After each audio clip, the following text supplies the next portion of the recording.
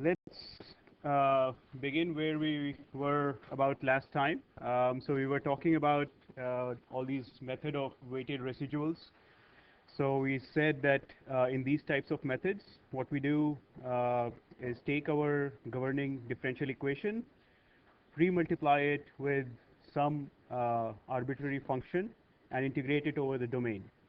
And if you think of this governing differential equation as a residual, then this is why it is called a weighted residual. We are weighting the residual by this function u bar. And by the way, those of you who are coming in late, there's a handout circulating around somewhere.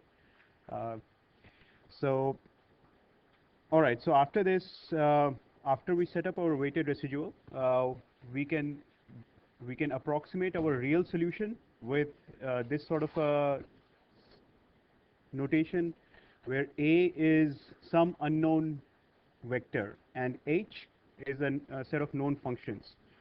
So we started to talk about what are the different types of these weighted residual methods. So the one that we took a look at in the previous two lectures was mainly belongs to Galerkin-Ritz method. Okay. Now this Galerkin-Ritz method is also sometimes referred to as Bubnov-Galerkin method.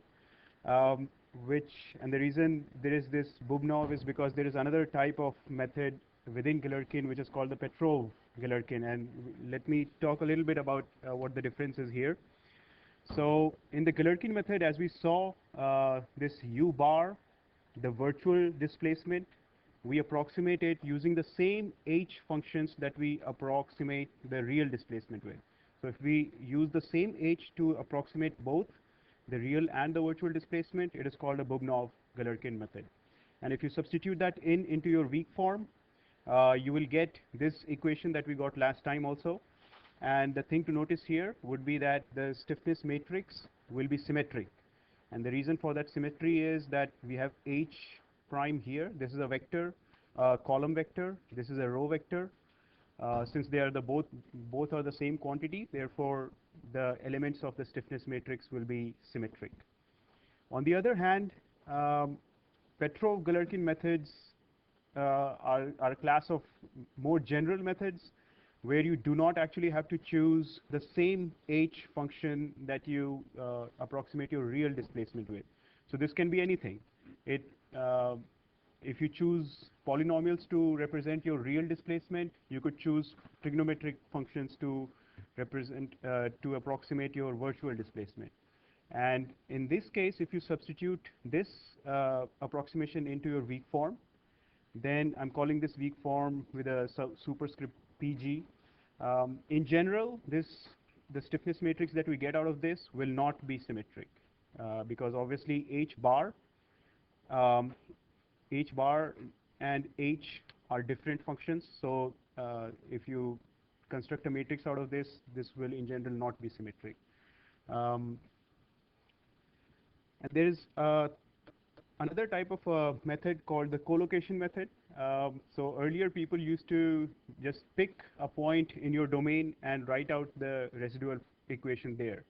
So later on people also showed that this type of a method can be formed, can be cast into a weighted residual method also.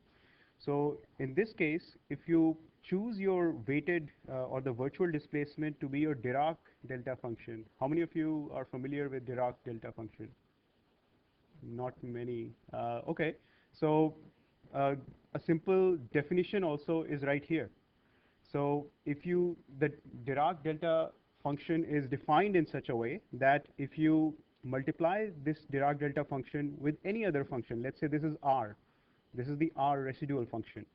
If you multiply that and integrate it from minus infinity to plus infinity, what this Dirac delta function just does is it picks out the value of this function, this residual function at xi.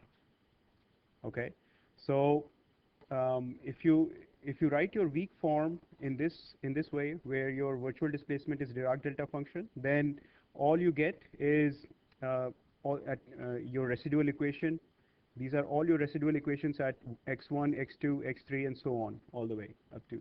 So for example, let's say you choose 10 functions to approximate your real displacement, you would also want to choose at least 10 collocation points, so that this system of equations, after you form these system of equations, this k collocation, this should be full rank. In general, this collocation method matrix will also not be symmetric. Okay. Do you see any errors here? There's a typo in this page. Can you maybe point out a typo in these equations? A minus sign. So all these equations should be a minus sign. All right, so finally there is this least squares method. And this method, what we say is that we are going to choose our virtual displacement to be exactly equal to our differential equation, our residual. So if we do that, then our weak form becomes just the square of our original equation that we were trying to solve.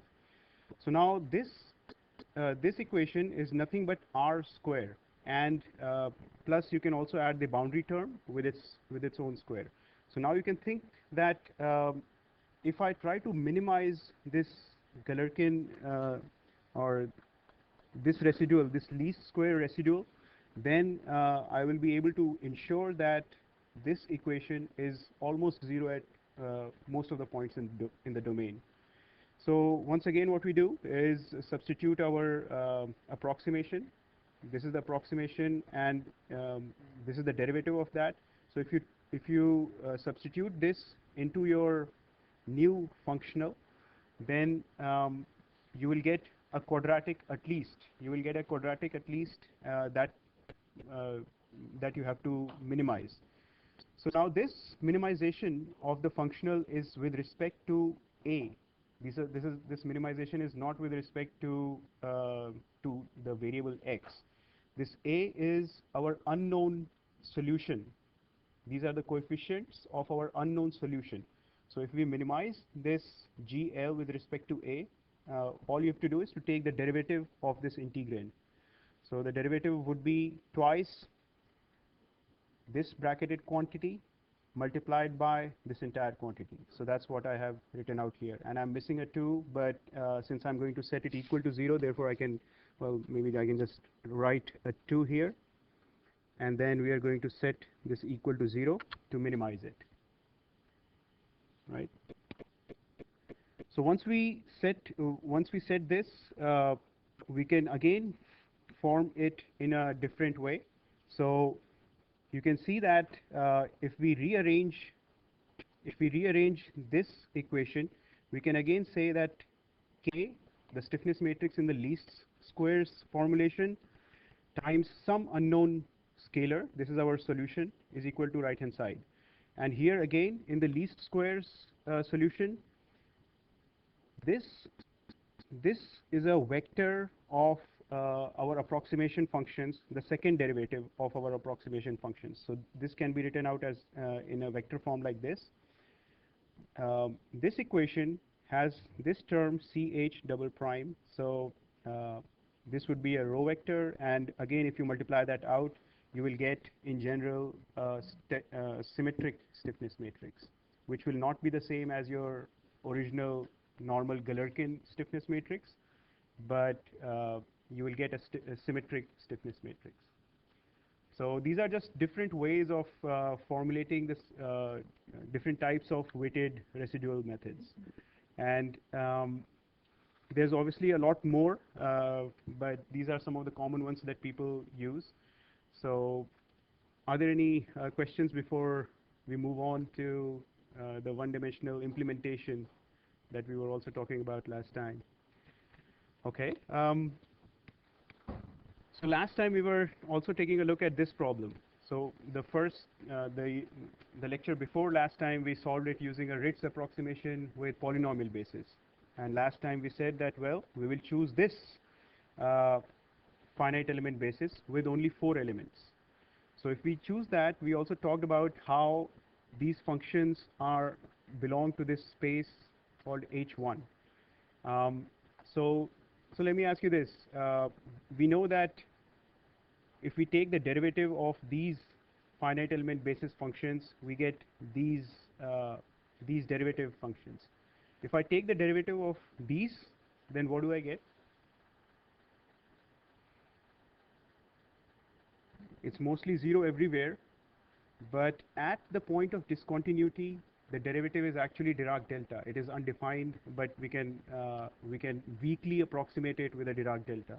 And I told you that Dirac delta function is not square integrable. So that's why if you take the second derivative of these shape functions, we get a Dirac delta at discrete points, at x1, at x2, at x3, x4. You get the Dirac delta at discrete points. And even if you get at some chosen discrete points the Dirac delta function, and it is not square integrable. So that's why this set of functions belongs to the space H1, which means that the first derivatives, which are right here, these derivatives are square integrable, but the second derivatives are, and the higher derivatives are not square integrable. So this is an important property of almost all finite element formulations. Sometimes actually people get away with choosing discontinuous functions, and that is called a discontinuous Galerkin formulation, but we'll get into that later on.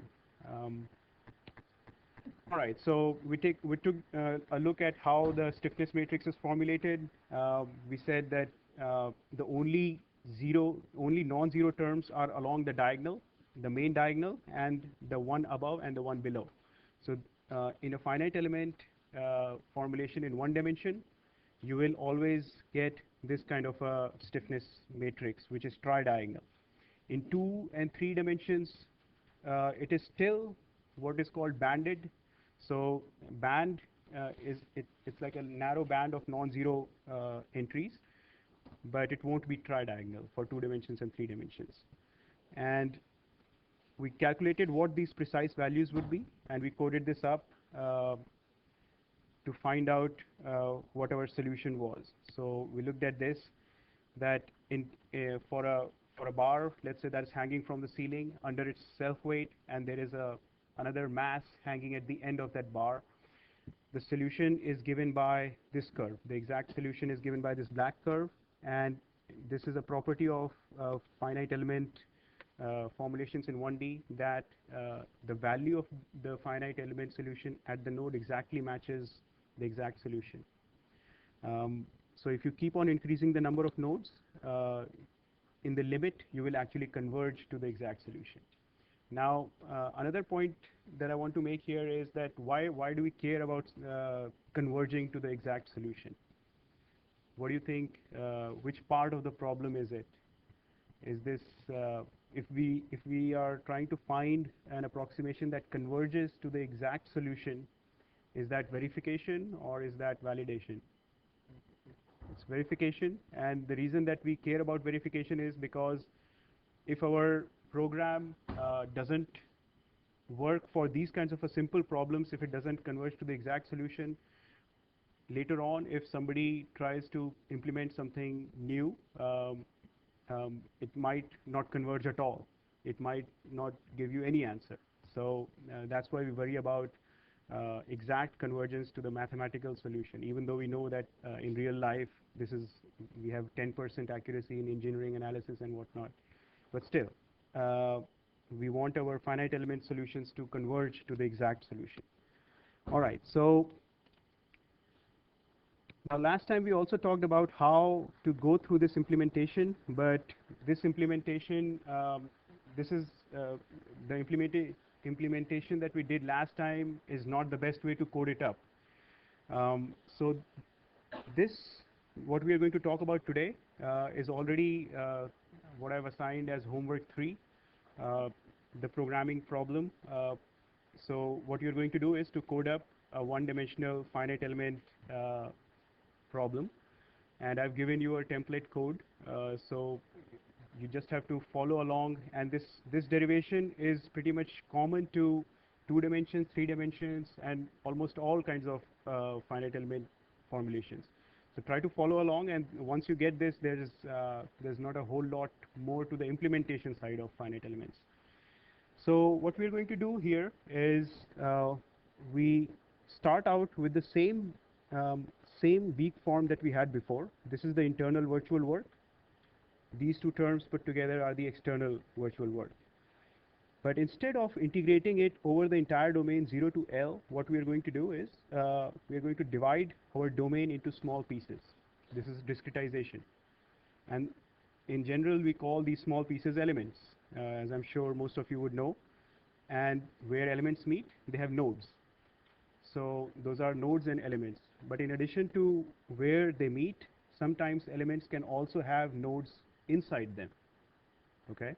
So now last time we saw that the approximation that we were using were these hat functions. So if we construct all our approximation functions, they would look like hat functions. But now let's zoom in or restrict our vision to just one element. Let's call this element E that runs from this coordinate x sub E to x sub E plus 1. So if you restrict your coordinate to this element, what we can do is we can express this integral instead of from 0 to L, we can express this as a sum of all these integrals, sum over all these elements. And at this point, this is exactly equal to this equality. This functional is exactly equal to this functional, because right now it is all continuous. We have not introduced our approximation yet. So now we will introduce our approximation. We'll say that we will approximate ux and u bar x, the real displacement and the virtual displacement within element E. Inside element E, we are going to approximate it using these linear shape functions. So if we write that out, this is the exact same approximation that we were using last time, but we are just writing it out in a different way. And this notation is again common to 2 dimensions, 3 dimensions, beams, plates, whatever. So we write this out as n1e, which is this shape function. So if you look at the element E, we are using this shape function and this shape function to approximate the displacement. This is so if we can express it like this, and this is called the shape function matrix n, right here, big N, and these are the degrees of freedom that are at the node 1 and node 2 of element E. So all that we have done is we have rearranged our approximation within an element. So once you do that, you can also express that what this shape function looks like. Now this is the shape function for element E at node 1. So what that means is at node 1 of element E, this shape function will go to 1, and at the other node it will go to 0. So this can be expressed again in terms of the older function that we were using, h, like this. So if you plug in x as xe, what you get is 1 right here. So that's 1. If you plug in x is equal to xe plus 1, then you get 0. So that's right here. Similarly, the second shape function will start from 0 and go to 1 at the other node. And this is again a common property of all finite element shape functions. If there are multiple nodes within the element, then the shape function that belongs to the node will go to 1 at that node, and it will go to 0 at all other nodes. So we'll see later on a quadratic functional also, which does that. So this is a common sort of a notation that people use, that if you want to approximate the displacement within an element, now you can imagine if I pick a point anywhere within the element, the approximate solution can be determined by using this n matrix multiplied with the d vector. So n matrix is a function of x, and d vector is your degrees of freedom. Similarly, you use the same approximation for your virtual displacement, and you can calculate the derivatives also. All you have to do is to differentiate. If you differentiate this equation, you will get this one. And since these are constants, they do not have to be differentiated. The only function of x is this n. So this again is represented with this general finite element notation, where B is the strain displacement or the derivative of the shape function matrix, which is also sometimes called the strain displacement matrix. Because if you want to find out the strain at any point x within an element, so let's say we go to some point x within the element, we can find out our strain at that point, an approximate measure for the strain, using this. We take the B matrix, this is the B matrix, multiply it with the same D vector, and that will give us an approximate measure of strain at that point. So after you found out these approximations, you can plug them back in your weak form. So this was the weak form that is expressed as a sum over elements. Okay, and now if you plug this in, I'm writing it out as a different weak form, which is a different function in terms of all these nodal variables. Okay, so all these variables are, for example, for element 1, this would be D1 D1 with 2 degrees of freedom. So similarly, these are virtual displacements, and all you have to do is to plug the approximation in, and you will get this expression. So what we've done here is we have substituted for U bar. U bar is nothing but B times D. So if you substitute that and take the transpose, you can take this D bar outside the integral and D, the real solution, outside the integral on the right hand side. What you're left in the middle is called the element stiffness matrix. Okay, so what we are doing here is that we have formed something called an element stiffness matrix instead of a global stiffness matrix that we formed last time. And we are going to sum up all these element stiffness matrices, all these element contributions to form the global stiffness matrix. Another thing to note here is that this vector n transpose is the shape function for element E at node 1 and shape function for element E at node 2. This is a column vector. So in order to calculate what is the load acting on your element, you have to do an n transpose multiplied with a scalar body force. So again, this will be a 2 cross 2 matrix. This is a column vector of 2 cross 1. This is a row vector. So the result of this would be a 2 cross 2. This would be a 2 cross 1 vector. And if you were to write this out in an expanded form, and the reason I'm trying to expand this is to show you that we can take some of the quantities out common and represent them in a much more efficient way. So this is mostly algebra, but when you are trying to code it up, you will have to follow what is called the assembly procedure. And hopefully most of you have seen this assembly procedure maybe before in structural analysis. Has anybody seen the assembly procedure? If you have, let's say, a truss, you know what the stiffness matrix for each element of that truss is going to be, right? And if you assemble all those stiffness matrices depending upon how the truss is connected, that is called the assembly of those stiffness matrices to get the big global stiffness matrix. So this is the exact same thing that we are doing here.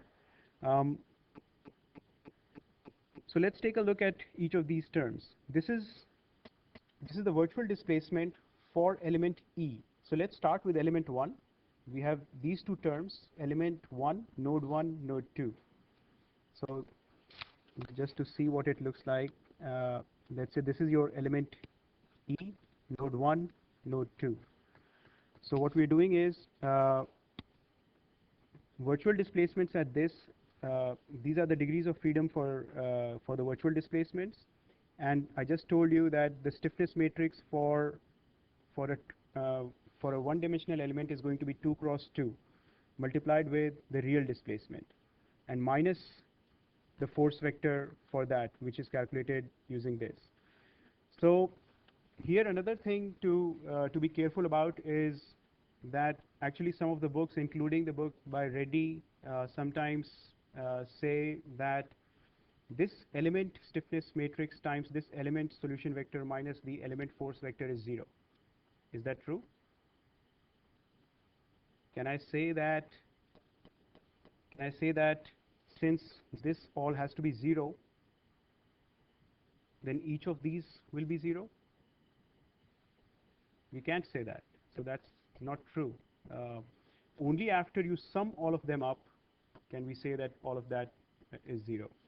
So what that means is that that equilibrium holds among all elements when they are all put together. It doesn't mean that if you pick out one element without actually taking into account what are the external forces to that element, it won't be in equilibrium. So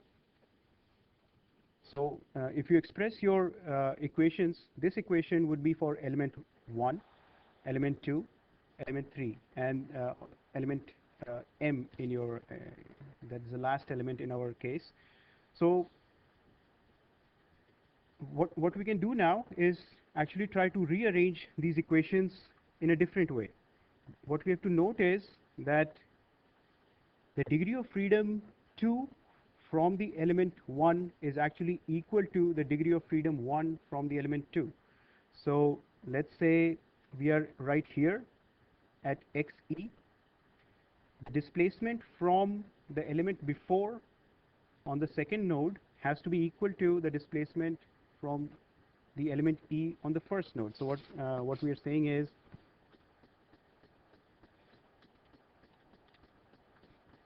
this is element E plus 1, and we are talking about the displacement here.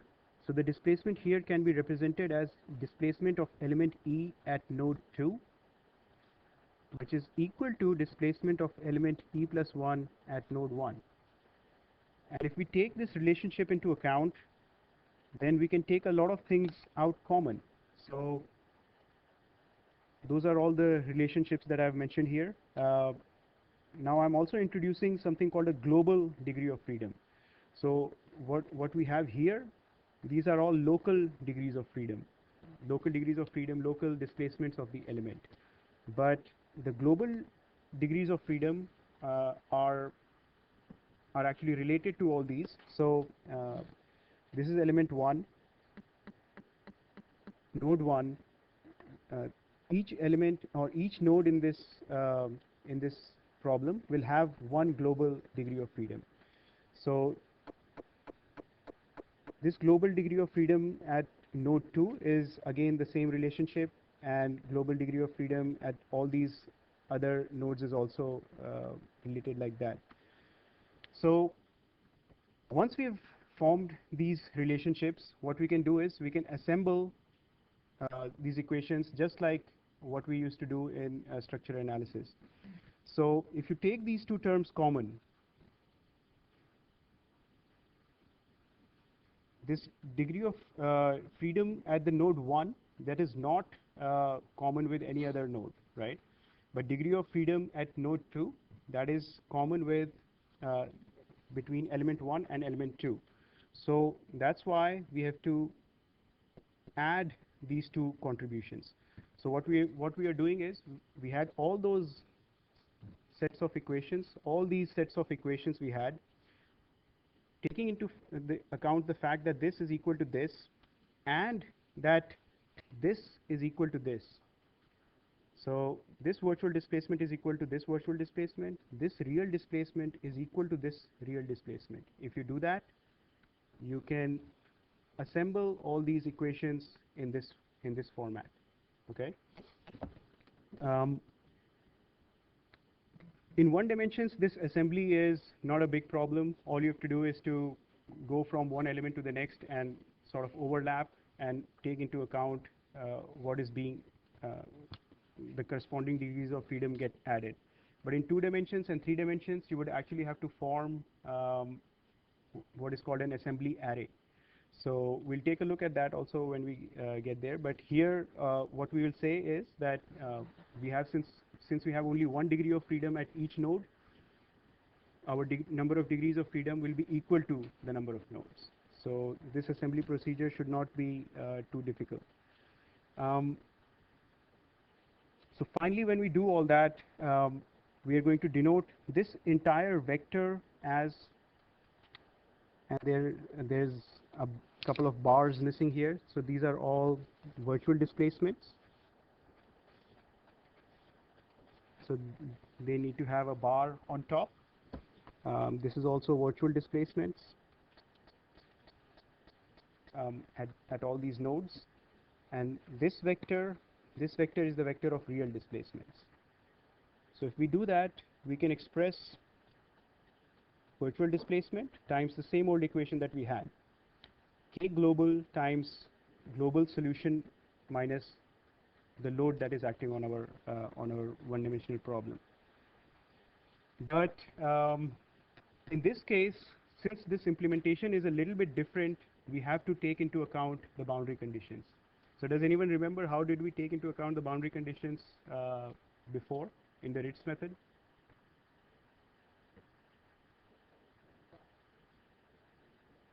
Right. So we chose one function h0 that would satisfy the boundary conditions at 0 and L or any other point that we wanted. In this case, all these n functions, these functions are like this. They do not satisfy in general any boundary condition that you are going to give.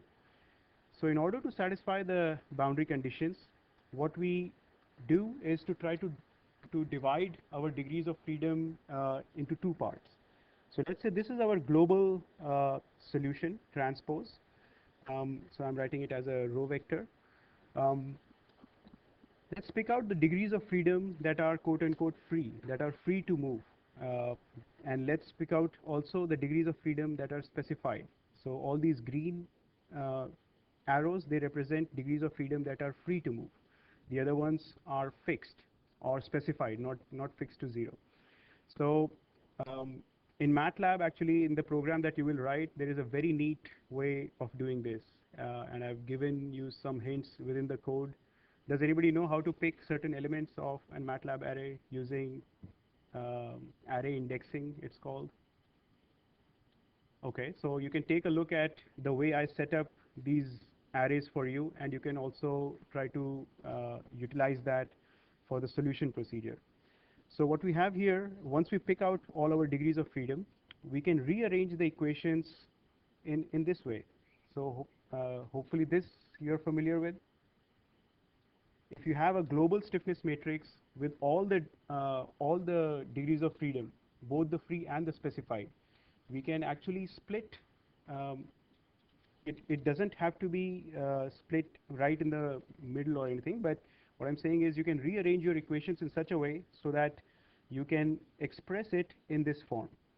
So this part of the stiffness matrix relates to the free degrees of freedom.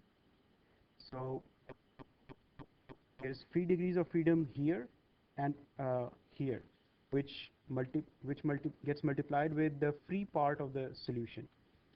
And the specified part of the stiffness matrix has these 2 terms.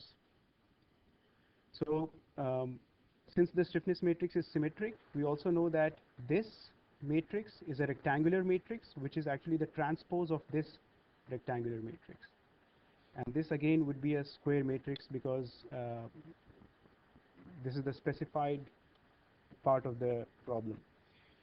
So if we write our equation that we got here, this equation K times D is equal to F. By dividing it into free and specified parts, what we don't know yet is this. This is the solution that we are seeking. This is the given force vector. at the free degrees of freedom. So in general, this could also be 0. If you are applying a load at each degree of freedom, then F will not be 0 at that degree of freedom. But if there is no load, then F is 0. So in either case, it will be known to you. On the second hand, on the other hand, you have this ds, which means the specified degrees of freedom for the displacement. So if I specify that at the left end, your solution should, your displacement should be a certain amount, 1 or something, then that goes here. And similarly, this is known and this is unknown. This is the reaction force that is coming from the support. Okay. So after this, all you have to do is to pick out the first row of this equation. You can take this multiplied with this quantity that's right here. You take this rectangular matrix multiplied with this known specified displacement and move it to the right hand side. You will have a minus that on the other side, and you have the given applied loads. Am I missing some term here? Sorry? Am I missing any term here? I'm actually missing one term way back here. So if you take a look at the virtual work functional, we had this term, which we did not take into account in our when we started to write out the expanded form. So this term, you can simply add it to the end of your term of your expansion. So u bar at L TL, and this u bar at L is nothing but d global, or which is the node dm plus 1. So, and this TL would be nothing but a nodal force or a nodal load at that point. So after you construct all your element stiffness matrices, all you have to do is to take all these nodal loads and just add it to your weak form. So what that means is, right here you will have TL, and if there are any other nodal loads, they will go to the corresponding degree of freedom. So this is, all these F's, they belong to the body force. This TL was the nodal force that was acting at the end of the bar. So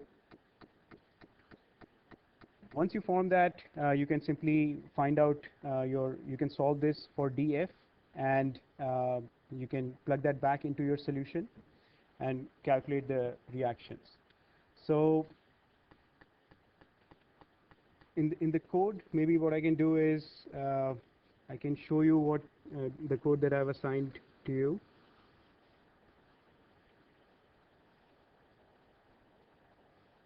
So this is the main program, 1DFE. And what this looks like is, you start with again the same thing. This is the reading the name of the input file. And there's this function called 1DFE get input. This function is just reading the input from the file. And let me actually show you the input file first.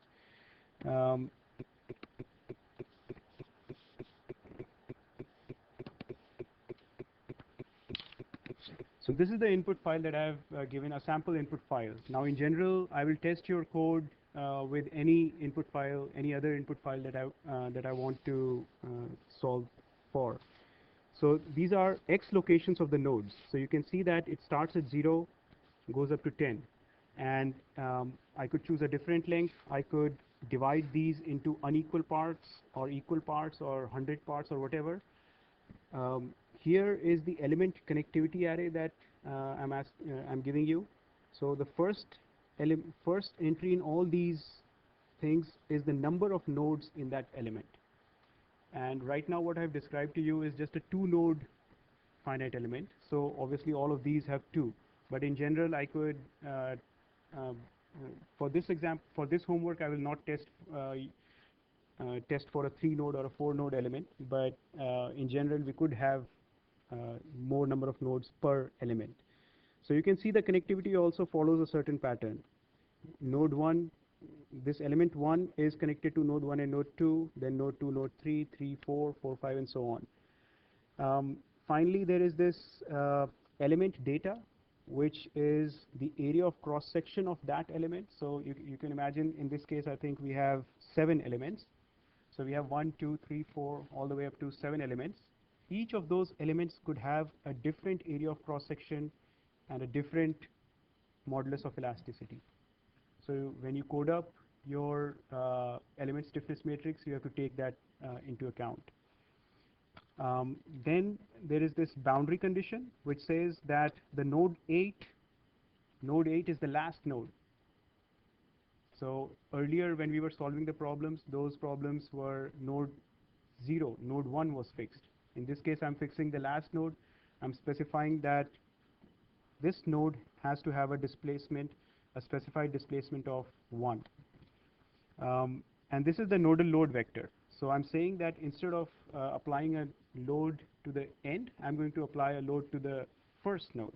And that amount of load is just 1. And then once again, the body force can be any general function. So this body force can be any general function of the global coordinate x. Okay. All you have to do is, so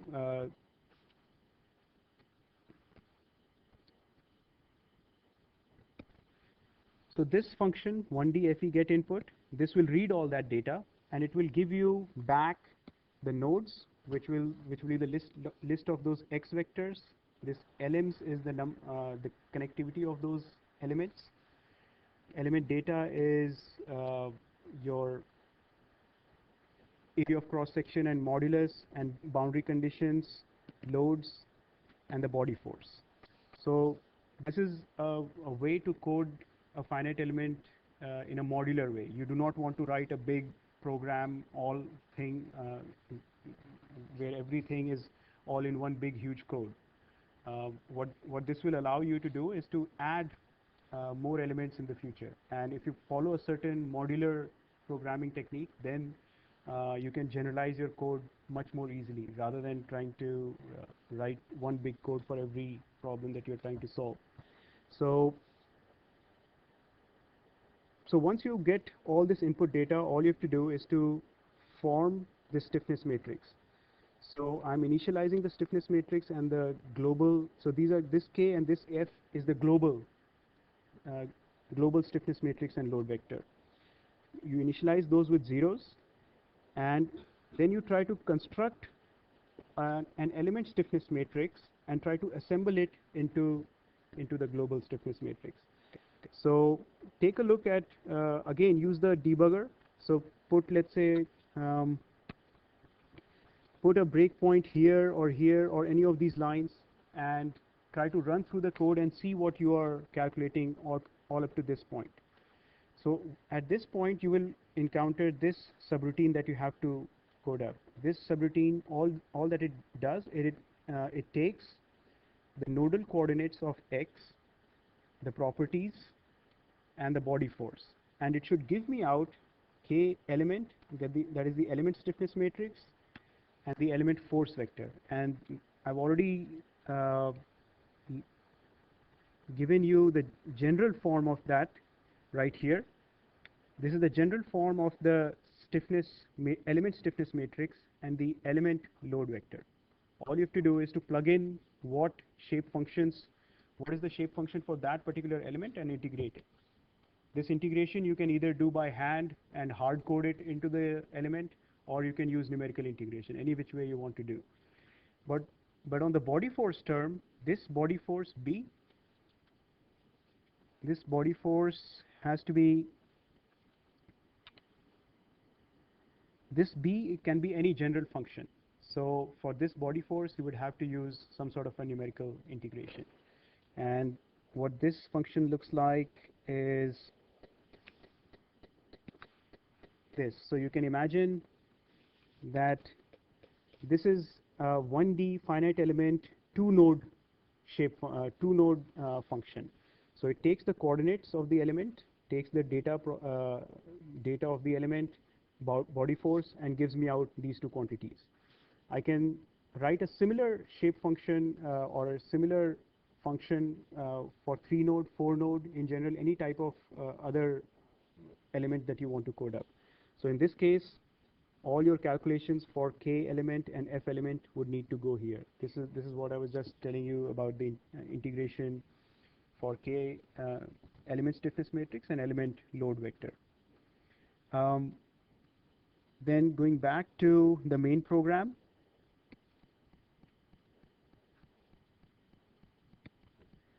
after you've calculated your element stiffness matrix and force vector, all you have to do is to assemble it.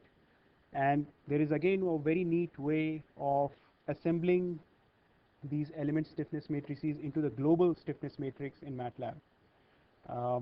And let's see, where did I take a look at these. So how do I set up the degrees of freedom for the boundary conditions?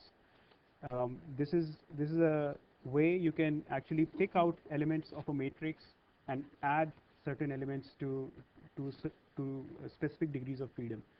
So after you've assembled your global stiffness matrix, you add any nodal loads. This was the term that we were just missing here.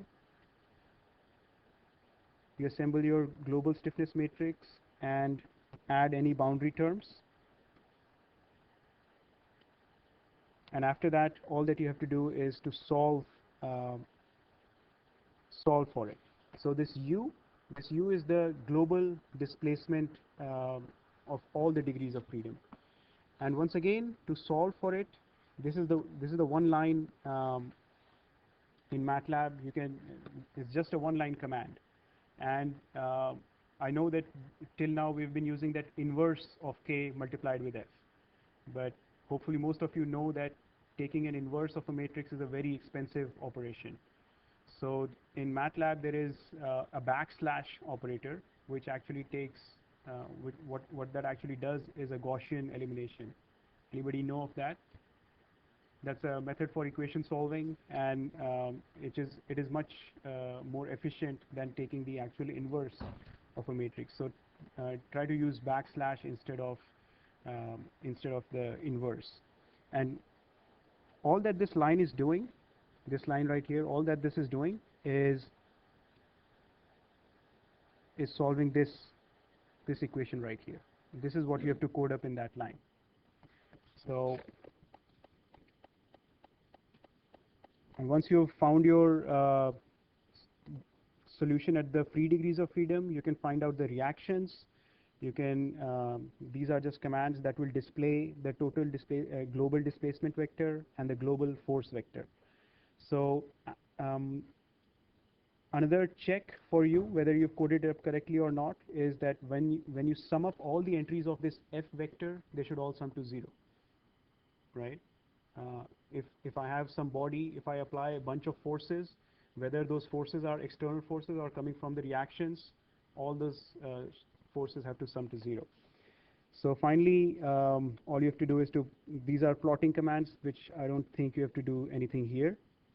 But there is this second function that you have to code up. This is 1D finite element post-processing. So this post-processing is a common task that you have to do after you've solved the problem. You have to find out what are the stresses in each of those elements. So if you go and take a look at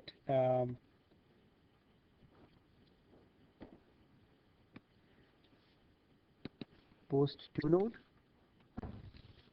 this function is not very complicated. All you have to do is to calculate.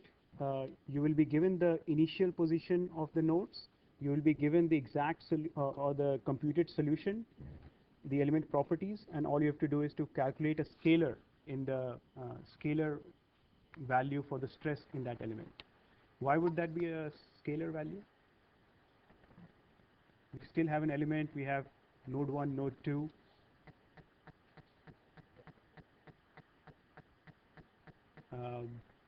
We have a linear shape function.